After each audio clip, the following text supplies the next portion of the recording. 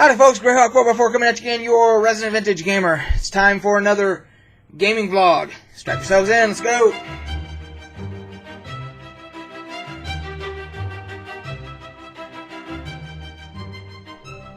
So, for today's gaming vlog, we're going to talk about World of Warcraft, the upcoming expansion. They have now made Demon Hunters for those that pre-ordered the game. Pre-ordered the expansion. They made Demon Hunters available to them.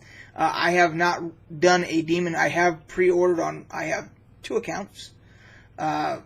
One, I pre-ordered the collector's edition, which you won't get. I won't get until the day it launches. So you can't really take advantage of the pre-ordering bonuses because you don't have a code to put in. They need to fix that somehow. But I have another account so that I can dual box when I do play World of Warcraft.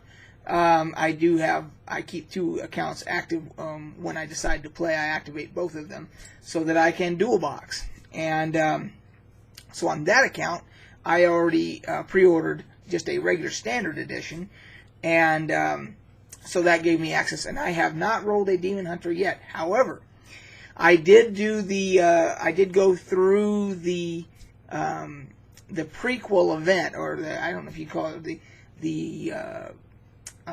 I guess it would be the setup event for the expansion, or the expansion pre-release event, maybe is what you would call it. It basically sets the tone and explains the story for you, so that when the expansion comes out, you kind of know what's going on and what your motivations, what your character's motivations would be, and depending upon whether you're Alliance or Horde, what that faction's motivations would be as well. So there are plenty of reaction videos out there to people that filmed themselves watching the cutscenes, because there were very elaborate cutscenes done as part of this event. And I will not do any spoilers here if you have not seen them. If you plan to play the game, if you are playing the game and haven't seen them, or if you're planning to get back into it or whatever, I'm not going to spoil it here. Let me just say that the Alliance one was, well, first of all, it was extremely well done, as all Blizzard cinematics are, the animated cinematics, which, you know, why they haven't decided, why they didn't do an animated feature film, why Blizzard themselves don't do the film, is I can't figure out, because they can obviously do these elaborate, lengthy cinematics that are animation, and yes, it wouldn't be live action, but I don't think the fans would care. I think they would enjoy an animated feature film just as much. So that's on a whole nother note. The cinematic itself there was a shocker in it. No spoilers here, but it was very compelling. It makes you really care about the characters, and I won't go into any more detail than that. If you have not seen it, you can just, on YouTube here, you can just search for Legion, World of Warcraft Legion, whatever, expansion, pre-release event, reaction videos or whatever, and you'll find them. As a matter of fact, I'll put a link below to one of my favorite YouTubers, Panzer. That's all she does. She's a World of Warcraft correspondent, basically. She has her own YouTube channel, but she was hired by Wowhead, the website Wowhead, to do like a weekly update for World of Warcraft. She does the actual videos for them on her channel, and I'll put a link to her reaction to the one that I watch, the Alliance one, if you want to watch that. So anyway, so I'm getting very excited about that expansion. The only thing that I'm kind of dismayed a little bit about, that I have a little bit of apprehension about, is that it seems like here we are with another expansion for World of Warcraft that involves the Legion, invading Azeroth, and first we had Burning Crusade, and then we had Warlords of Draenor, the one we're in now, which you kind of time travel and go back, but you're still dealing with the Fel, and that whole thing. And now here comes Legion, where the Legion is back, and it's demons, and it's the Fel magic, and it's all that stuff. And it's like, man, it would really be nice to see something different. We had Mists of Pandaria, but that feels like it was 100 years ago. And the best expansion, a lot of people would say the best, and I probably agree with them that Wrath of the Lich King was the best expansion. And I just remember going, to Northrend for the first time, and all the different, the tundra and the jungles and all the different areas that you got to explore, and how the Grizzly Hills and all that stuff, and it was fantastic. And so I'm longing for something like that again. I would love for them to do something centered around the dwarves, maybe. My main, has always been a dwarf. I think that would be kind of cool if they did something like that. So maybe for the next expansion, maybe they'll do something like that. That would be nice. So that's it for Legion. I have been playing Guild Wars 2 like crazy because one of my wonderful subscribers here gifted that to me. And he continues in-game to send me different items and things like that. And I was playing the crap out of it, and then I got really busy with real life stuff, and I'm sure you all know how that is. So I haven't been gaming actually nearly as much as I would like to for this last week or so. Been dealing with a lot of other stuff, but that game is a lot of fun. And what they did there was ArenaNet or whoever, they did away with a lot of with like what I'm trying to tedium. There's the word I'm looking for. They did away with a lot of tedium that you have in a lot of MMOs.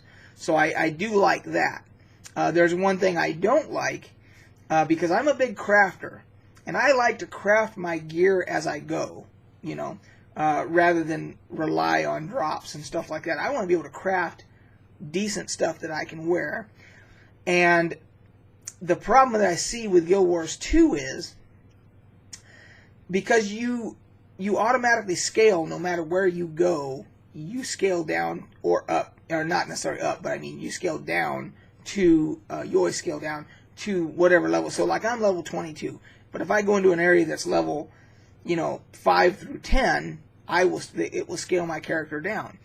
And so I have to fight everything just as, it's just as hard to fight everything and kill everything as if I was still that level.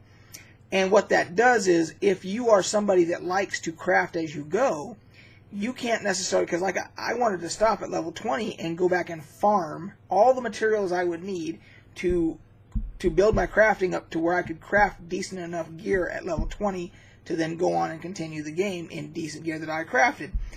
And it's very difficult to go back and farm that much material. It's quite time consuming. And the other problem is that it's not logical how materials are dropped. And when I say logical, what I mean is, if I go in an MMO to, and I want a leather worker, and I want to make a leather armor, I need leather, I need hide. And to me, logic says, oh, I'll just go kill some creatures that should give hide. Bears, deer, even alligators, crocodiles, whatever, they all have hide that can be skinned and so forth, and I should be able to get that. And if I continue to farm them, I'll get enough, and then I can Guild Wars 2, everything is dropped in bags, loot bags. And it's kind of the luck of the draw. It doesn't mean just because you're killing stuff that has hide, that actually has a natural hide, like a grizzly bear or something like that. That doesn't mean that it's going to drop a bag that has leather or anything in it. So you could be killing bandits, human bandits, and it'll drop, and then you'll get scraps of leather and so forth. So what it means is you have to go back and just kill hundreds of bandits, let's say, or hundreds of whatever. It doesn't matter what you're killing, and just get these bags and open them up and hope you get enough stuff.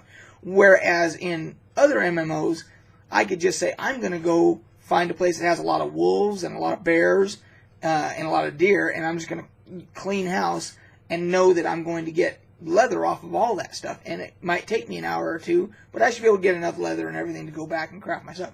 It's not the same in Guild Wars 2. It's much more difficult. So that is one thing that I'm not caring for at this point. The person that gifted me the game, you may be, the next time I'm on, you may want to send me a tell and say, oh no, hey stupid, here's how you do that. And you can explain it to me where I can actually farm stuff easier. So that's Guild Wars 2. In the tabletop stuff back here, we played D&D last week. I had a really good session, still in the Dwarven Fortress. Kind of a quick funny story. The DM we got into this one encounter where there was a bunch of trolls, and there was a particularly large, nasty troll. I believe it was a mountain troll. And we made kind of quick work of the other trolls and so forth, but you could tell the DM, because he kept saying stuff like, oh, this guy's nasty. This guy, yeah, he's looking at his stats, and he's, oh, yeah, this guy's kind of bad, kind of mean, whatever. And then my Dwarven Barbarian, I just happened to, on my first attack on that guy, I actually critted him.